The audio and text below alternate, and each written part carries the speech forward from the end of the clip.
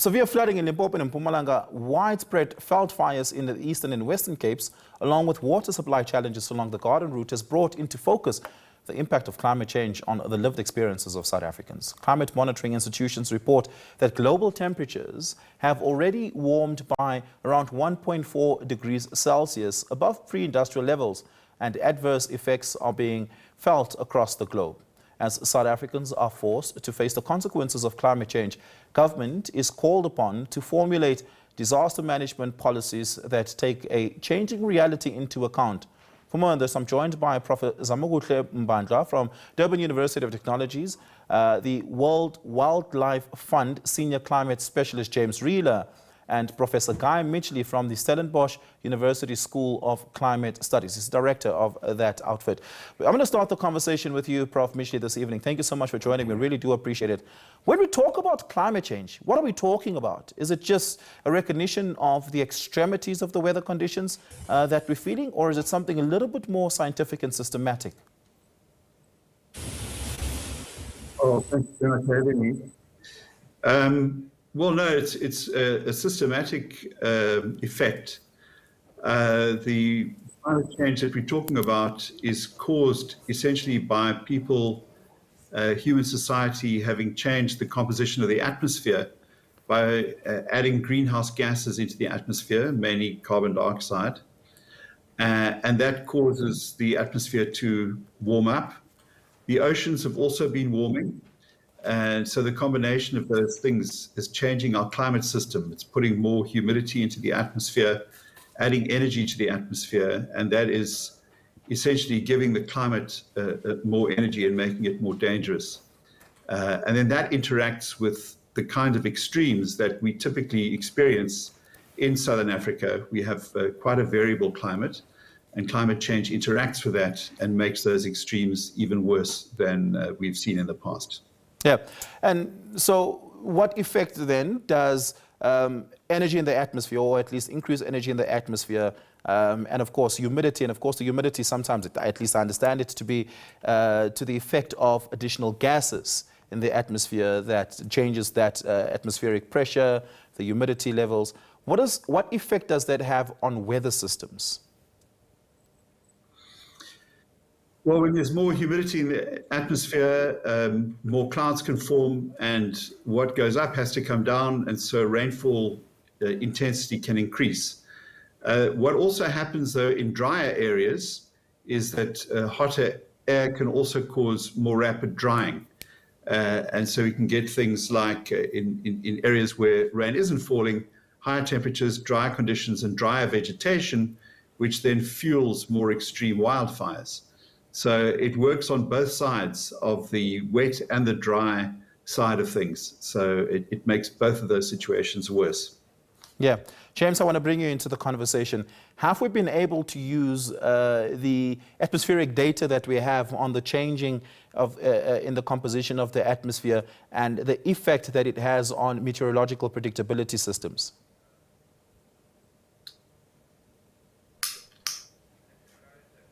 James? Prof. Midgley, can you attempt that for us? I think we've lost James there. Does this make it difficult for us to predict inclement weather patterns and disruptive systems?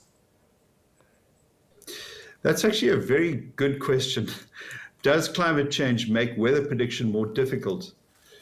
In some ways, not really. But in some ways, yes, because what we're experiencing is novel conditions. And novel conditions can then make, because they go outside our historical experience, it makes the prediction of weather more tricky. And this is sometimes because the relationship with temperature is not a linear relationship. It can be more extreme than linear. So, for example, if wind speeds go up a lot, we find that the force of the wind on buildings increases with the square of the wind speed. And so you get to wind speeds that suddenly start blowing roofs off buildings and blowing over walls and blowing over buildings. And that is an experience that we started to have in parts of the country where wind speeds have gone up, and you get that unexpectedly big effect for a reasonably small change in the wind speed. And these sorts of things can catch us off guard, and it makes life a little bit more tricky to predict. Yeah. Prof. Mbandlwa, typically what we do is we calculate the change, we accept it for what it is, and we input that into our risk analysis, risk parameters, and we move on with life, and we see if we can try and mitigate the risk as much as we possibly can. That's the business as usual approach to dealing with disruption, with change. Does that approach work for what climate change is doing? No. Good evening. Let me just first and foremost reiterate that I'm not the director of the center that you have mentioned. I'm actually teaching disaster and risk management students. Well, the main issue now is we are reactive in South Africa. We are not proactive. The issue of the climate change is a global issue. And I think we have not been paying enough attention to issues of climate change. And countries that have experienced the same, or countries that have not paid attention to the climate change, are suffering even today. There are so many countries who used to have 4 seasons, but they are now actually have 2 seasons. So it's a result of the climate change. One of the countries that I can attest to is Japan. Japan used to have 4 seasons, but now they only have 2 seasons due to the climate change. Now, over and above that, I think we have a responsibility collectively to understand the reasons why we have a climate change and try not to do things that will cause a climate change, because this will have a very serious implications in the future. Yeah, and very specifically about risk, because it seems like we haven't quite determined the quantum of that risk, and we sort of just get surprised every time it happens. Many of us were truly surprised what happened in the northeastern parts of Southern Africa, affecting Mozambique, Eswatini, and South Africa. And I asked earlier on, when I asked Professor Guy Midgley on our prediction sharpness, so to speak, and the effect that climate change has on that. To what extent does that change the risk matrix? Addressed to me? That's for you. That's for you. Okay, thank you. No, I think the issue of the predictions, it's always important to have predictions and have mitigation factors, and also the preventive measures. So if you are predicting and you don't have a solution, it really, for me, not assisting the situation. Because even if people are informed about the impact of the climate change and the type of disasters that they will endure due to the climate change, people will not be able to do anything, because it will be life as usual, as we have indicated earlier on. So we need to come up with a strategy. Now, in your introduction, you spoke about the call from the community about issues of the policy. Well, we have a very good policy in South Africa, disaster and risk management policy, or Act, in fact, that was ascended to Act in 2002. And we have very good sections of the Act which are not taken into consideration. For example, Section 50 of the Act speaks about how the advisory forum must be established to advise the municipalities. But we don't see the impact or even the establishment of those forums. And the Act is very strict in terms of the stakeholders that should be part of that advisory forum. Now, if the forum was effective, or if the forums are effective in South Africa, we're not going to have the problem that you are currently faced with, especially when it comes to climate change, because the advisory forum was going to, because it consists of engineers and people who understand weather conditions, people who understand different types of disasters and the triggers of those disasters.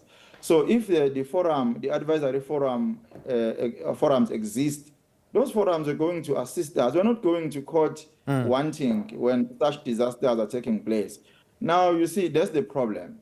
In fact, establishing new policies or acts, when you have an act in place, but you are failing to implement that particular act, for me, I think it's a serious problem. Yeah, yeah.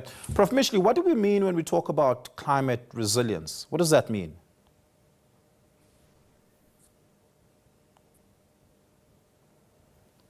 Prof. Midgley, I think you might be muted there. We can hear you now. Please do start again. Hello? Oh, you can hear me. Climate resilience is the ability to bounce back after a climate impact. So to be resilient is to be able to bounce back, to be able to recover. And that's an important element, but we also really need to be able to avoid some of these disasters by having information in advance. And we've heard that the National Disaster Management Act makes allowance and in fact has a requirement that these sorts of bodies are in place. But where we're seeing a gap is we have fantastic weather prediction from our weather services, one of the best in the world, I think. But what we need to do is translate that into predictions that are more relevant to areas on the ground and to get the message out. So instead of just having a prediction about the weather's going to be bad, it needs to be translated into a prediction that this river is going to flood over the next 6 to 12 hours in these areas. And then that needs to be translated into some sort of avoiding action. That final kilometer or so, that last piece of translation needs to be done more effectively. And it's quite hard to do, but we've got the basics in place to do so. And if we invest a little bit more, we could in fact do so. That the so-called granularity or the detail of the predictions that need to be made and communicated, so that that kind of would require meteorologists and say town planners to like each other and not scoff at each other in how they communicate to us our natural environment. Do we have that sort of academic and pragmatic maturity? Look, I think it is improving. I mean, at the School for Climate Studies, we work with the law faculty here at Stellenbosch in giving courses to local governments. We had a course last year. We're going to repeat it again this year. Very, very interesting interactions where we, from the academic side, are in a sort of a teaching mode, but also in a listening mode to hear what are the real problems that local government officials face. Because let's face it, local government officials are under enormous pressure. It's not only climate that they're worried about. In fact, that's one of the minor things that they worry about. They've got many, many things to deal with. And we need to be very respectful and understanding of the stresses and strains that these authority figures are under. And we have to have empathy and I think a mutual understanding. That's a big area where we can improve and help each other rather than being, scoffing at each other. That's not going to get anybody anywhere. James, I want to bring you into the conversation. How important is it, James, for communities to be included in the communication elements of weather patterns, weather systems, climate change importantly, and the response thereto? That is to say, should, for instance, meteorologists, climatologists get onto the ground and engage with communities more directly about what all of this means for them and hear from communities what they understand their natural environments to be and the effect that certain weather patterns and systems have on that environment, to be able to collectively respond to the extremities? Yes, look, I think this sort of ground-up interactions are very critical for long-term climate resilience. I think that much is certain. A lot of communities are already seeing the shifts on the ground, and there are various groups that are working with them to try and build that resilience. But so there are levels of response that need to be done. I think obviously we need to have some kind of central response. The sort of early warning systems that we're talking about, they originate with the meteorologists, but then where they actually land is with the people. And often one sort of system may not work for all communities. If a community has a central church, they can ring the bell as a simple measure. When they need to move to high ground, that's feasible, but that not be the same for all of them.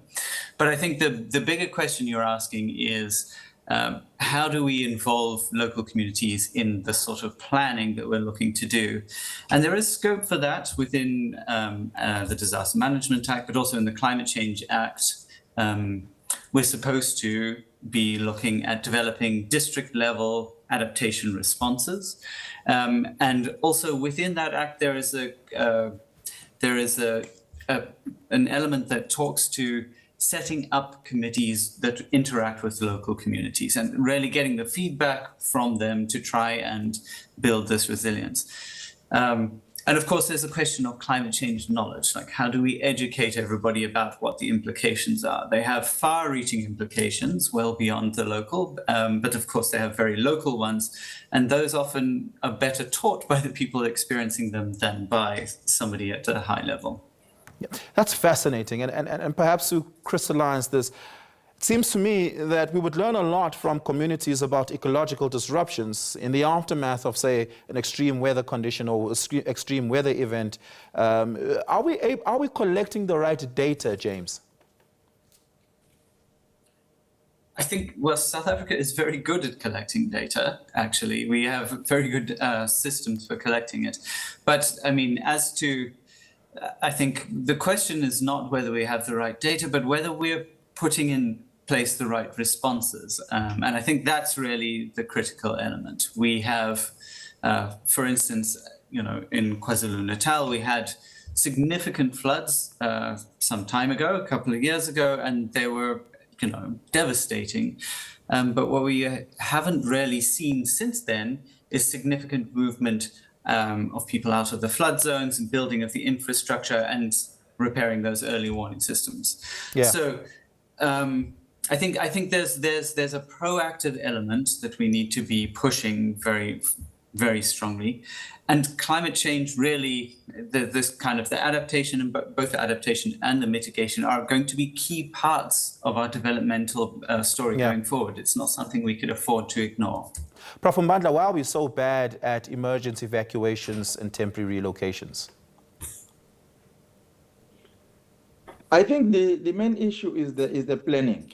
We are not good in planning, and also we are not learning from our past experiences, because especially if you look at the April 2022 KwaZulu-Natal floods, we're not supposed to experience what we have experienced in Mpumalanga and Limpopo recently, in the past few days, because we could have used the same skills that we could have learned from the 2022 KZN floods.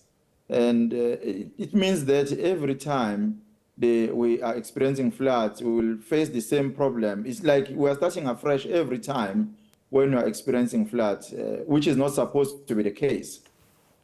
Yeah, perhaps just lastly, James, can we get better at those what seems to be routine protocols by now?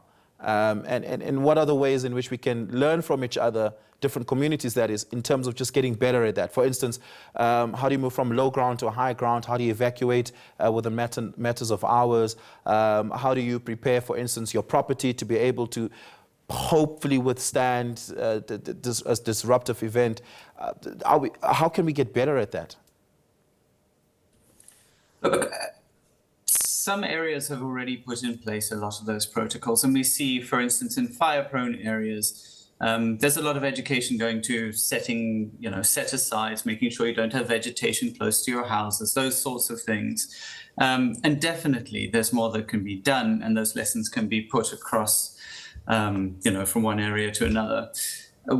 I think another element that we should also be thinking about is the upstream effects. So obviously we're talking here about how do we do this last minute disaster response and getting people out of harm's way, and that's obviously critical.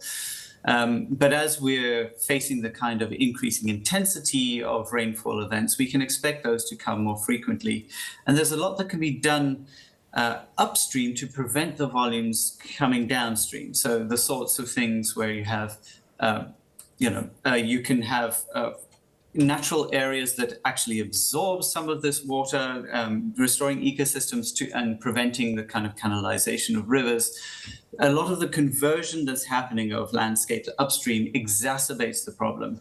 And building back some of that actually gives us an adaptation measure that reduces those flows and regulates the flows. And so a lot of thought, not just into the disaster response, but into the long-term planning to prevent them is also a critical element and can go a long way if you think about the kinds of the costs that we're bearing, the human cost and the economic costs of these events. A large amount of investment in the near term can prevent huge losses downstream and in the long term. Yeah. So that's the sort of planning that we need to be doing as well. Yeah. We're going to have to leave it there. James, really, thank you so much for your time. Really do appreciate it. Prof. Mbandlwa from DUT, thank you so much for that. Really appreciate it. As well as Prof. Midgley from Stellenbosch University. Thank you so much for your insights this evening.